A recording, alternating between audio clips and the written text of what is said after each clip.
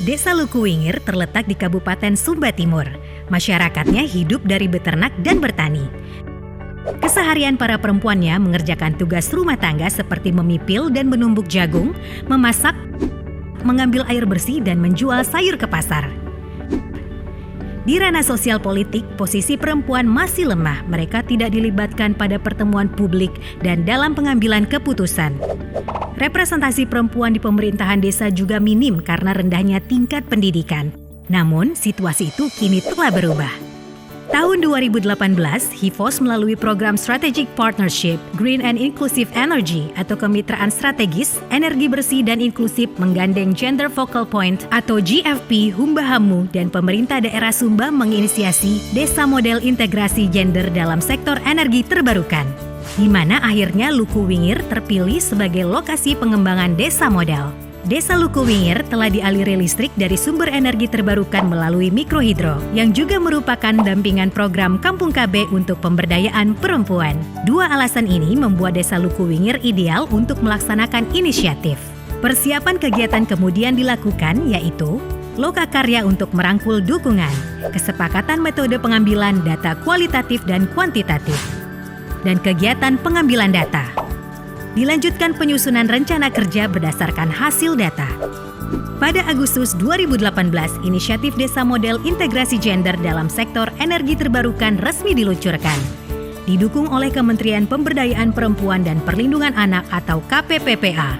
Bapeda Sumba Timur ditunjuk sebagai koordinator pelaksana program dan pada Maret 2019, surat keputusan Bupati Sumba Timur disahkan sebagai dasar hukum program.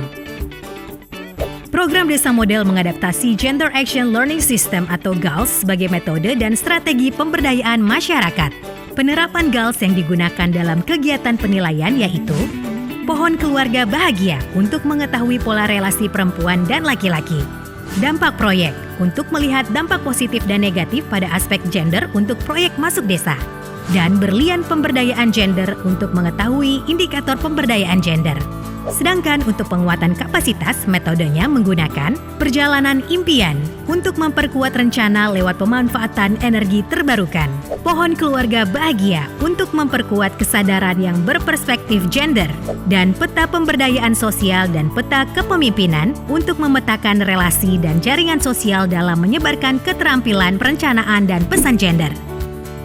Hasil penilaian GALS menunjukkan beban kerja perempuan lebih banyak dibandingkan laki-laki.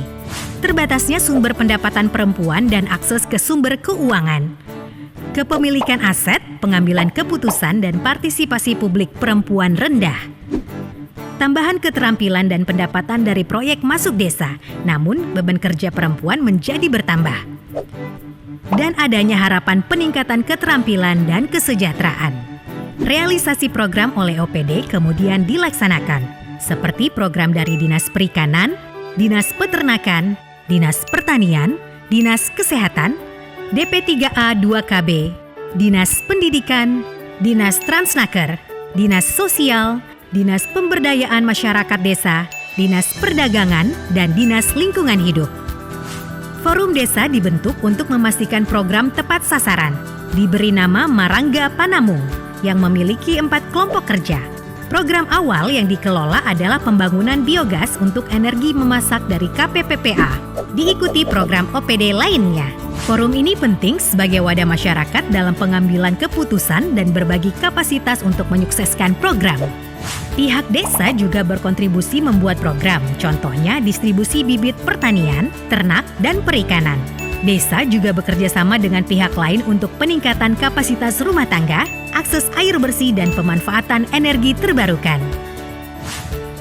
Lukuwingir kini diwarnai berbagai perubahan. Partisipasi perempuan meningkat dan terbukanya ruang-ruang kesetaraan gender. Sebagian besar laki-laki mau terlibat dalam pekerjaan domestik, peningkatan kualitas kehidupan, kapasitas perangkat dan organisasi desa, serta forum lebih kuat dalam pengelolaan kegiatan dan peraturan yang partisipatif. Serta energi terbarukan menunjang pembangunan desa berkelanjutan.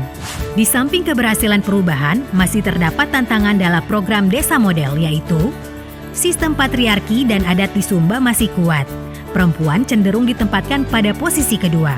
Edukasi tentang program responsif gender perlu diperkuat. koordinasi antar pemangku kepentingan masih lemah, serta masalah ketidakcukupan anggaran pemerintah daerah yang menimbulkan perubahan dalam kegiatan.